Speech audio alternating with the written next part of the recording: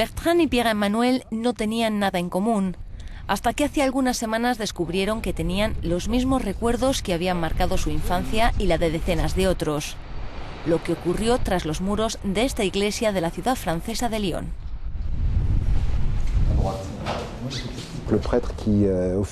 El sacerdote que estaba aquí antes abusó de muchísimos niños, de decenas y decenas de ellos.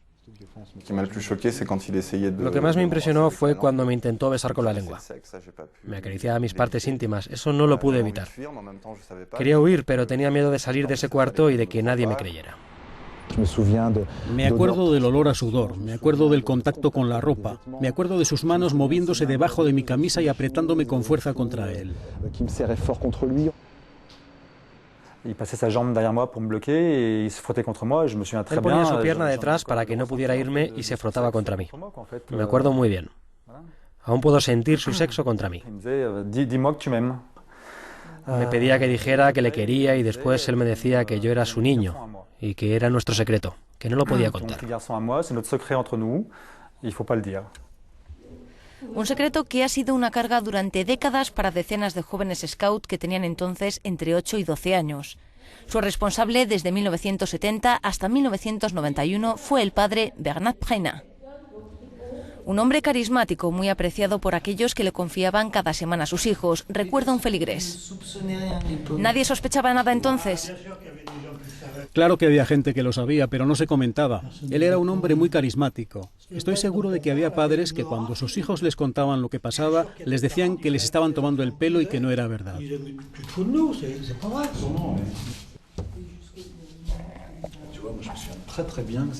Me acuerdo muy bien que casi siempre ocurría en este cuarto. Solo una vez o dos pasó en otro. Algunas veces había ruido en el exterior y otras silencio, como el de hoy, que todavía resuena. El silencio, Didier ha vivido con él durante más de 30 años.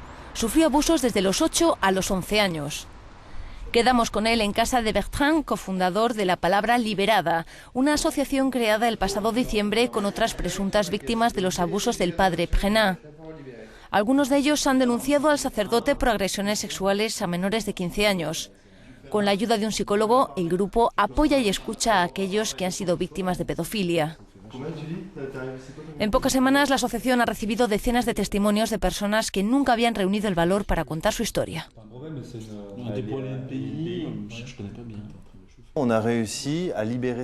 Hemos conseguido contar los hechos para que se sepa que es una realidad, que es verdad lo que los niños han sufrido, para enfrentarnos a todas aquellas personas que minimizan estos hechos.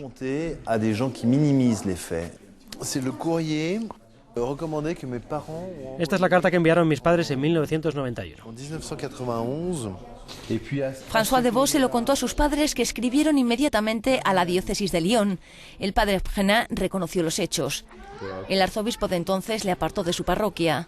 Sin embargo, 6 meses más tarde vuelve al servicio. Continúa ejerciendo y teniendo contacto con niños en otras parroquias de la región durante 25 años. Cesado de sus funciones en mayo del año pasado por el actual arzobispo, el cardenal Barbarin, celebró su última misa en agosto. El padre Prenat fue acusado en enero. Confesó todo, incluso casos de violación. Su abogado asegura que él nunca negó los hechos. Si no se ha hecho justicia, no ha sido porque el padre Prenat lo haya impedido. En el momento que se le preguntó, confesó.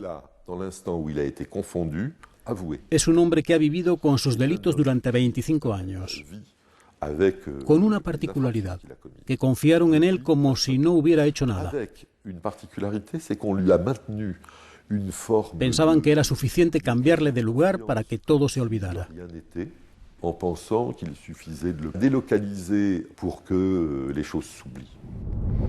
En las antiguas parroquias del padre Prenat, los hechos han generado estupor y también algo de vergüenza.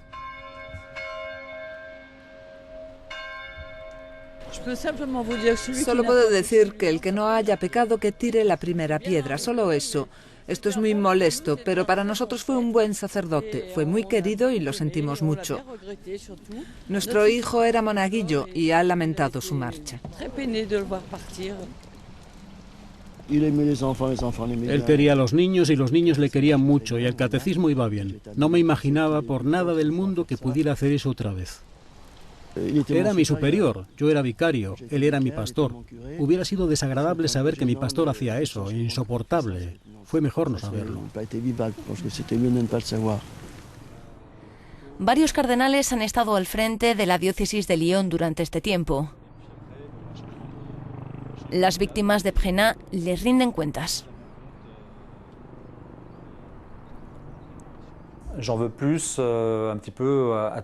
Estoy molesto con todo el sistema de la Iglesia, con toda la gente que lo sabía. El obispo de la época y el obispo actual. Toda esa gente dejó que pasara. ¿Por qué no prohibieron a este sacerdote tener contacto con los niños? Es una pregunta que nos tenemos que plantear. El cardenal Barbarin aseguró que no fue informado del comportamiento de Bernard Brenat hasta 2014. Ahora admite que fue en 2007. Pero precisa que se trataba de hechos pasados de los que nunca hubo queja ni ningún indicio de reincidencia.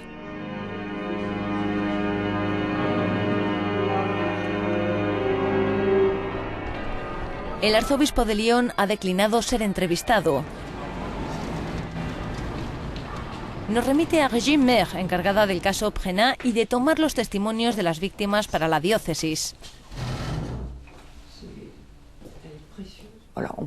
Lamentamos este silencio, esta forma de proteger a la institución más que a las víctimas, pero ha sido así.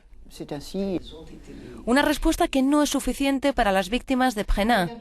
Algunas de ellas han denunciado al arzobispo de Lyon y a Régine Maire por no informar de los actos de pedofilia. Ella aún no lo sabe, lo sabrá un día después de esta entrevista. Creo que el cardenal Barbarin es consciente de los riesgos que conlleva. Podría ser complicidad. Si hay un juicio por encubrimiento o por no denunciar los hechos, él sabe que el riesgo es la cárcel.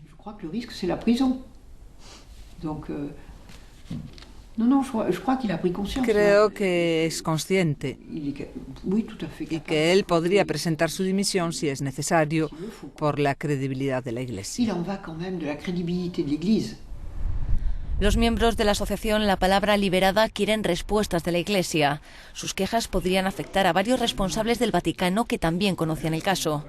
La Santa Sede ha confirmado la obligación de los obispos de informar a las autoridades de los casos de abuso de menores. El juicio de Brenat es inminente. Los delitos han prescrito en muchos de los casos de las víctimas, pero no para Pierre-Emmanuel. Para él, como para otros, el caso de Brenat tiene que escucharse bien fuerte en los corredores del tribunal.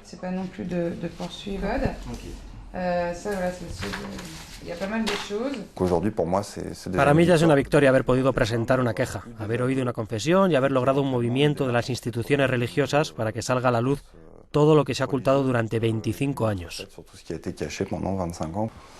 Para mí es muy grave y esto lo he hecho principalmente por eso, para que se sepa. Voilà, pour que cette lumière soit faite, tout simplement.